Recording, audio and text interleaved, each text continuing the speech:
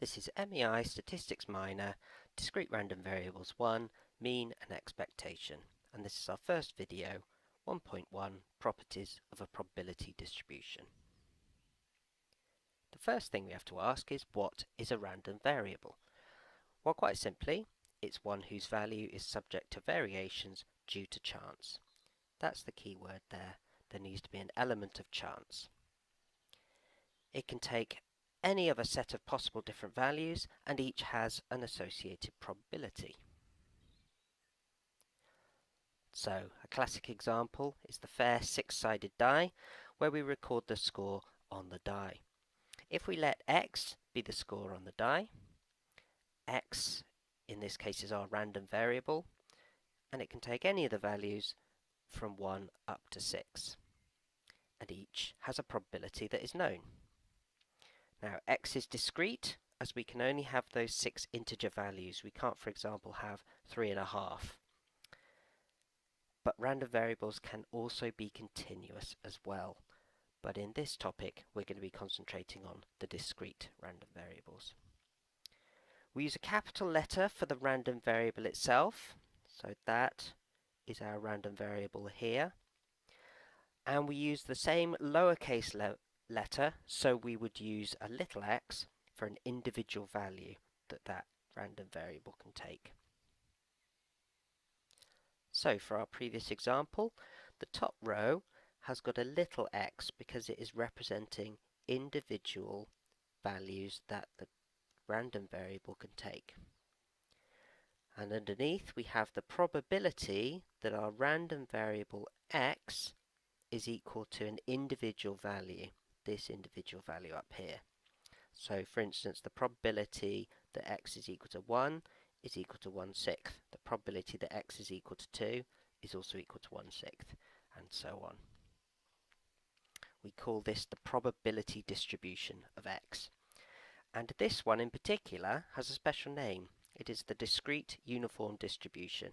It's discrete because the data is discrete. It can only take certain values. It is uniform because the probabilities are the same for all the possible outcomes.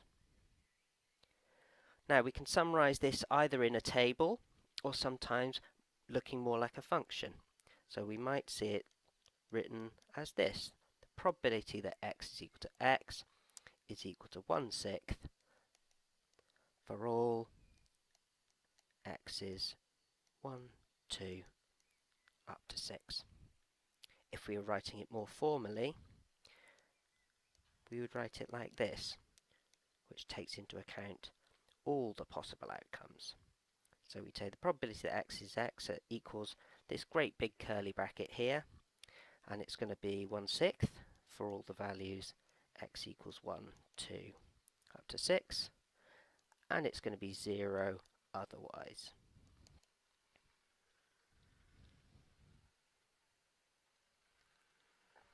So there it is in full. Now technically this is called the probability mass function, though it's normally just called the probability distribution. Now for it to be valid, our function must satisfy some simple properties. All probabilities must be greater than or equal to 0. Makes sense, of course, but it's very important to remember. We can write that in this form, and this little symbol here, that means for all. Now, if we were being complete, we would say for all x that is a member of S, which is the sample space.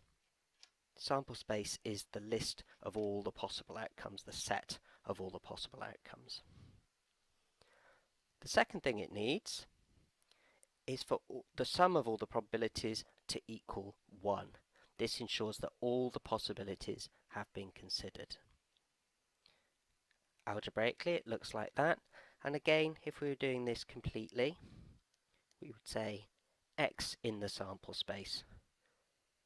Now, since we're doing discrete random variables, our sample space is countable, so we can simplify it using an index. You'll sometimes see it in that form, or sometimes just the sum of all the probabilities. So, an example, If our random variable takes the values 1 to 4, with these probabilities, find the value of k, and we need to use the property of all of the probabilities adding up to 1. So I'm going to calculate the individual probabilities. Probability that x is 1 is k times 2 to the 1, which is 2k. Probability that x is 2 is k times 2 squared, which is 4k. Probability that x is 3 is k times 2 cubed, which is 8k. And the probability that x is 4 is k times 2 to the 4, which is 16k.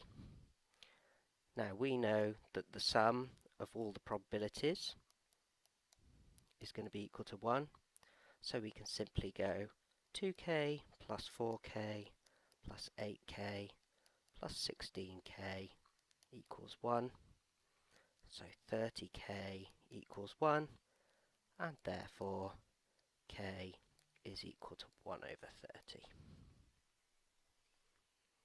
In our next video, we're going to be looking at the mean and variance of a discrete probability distribution.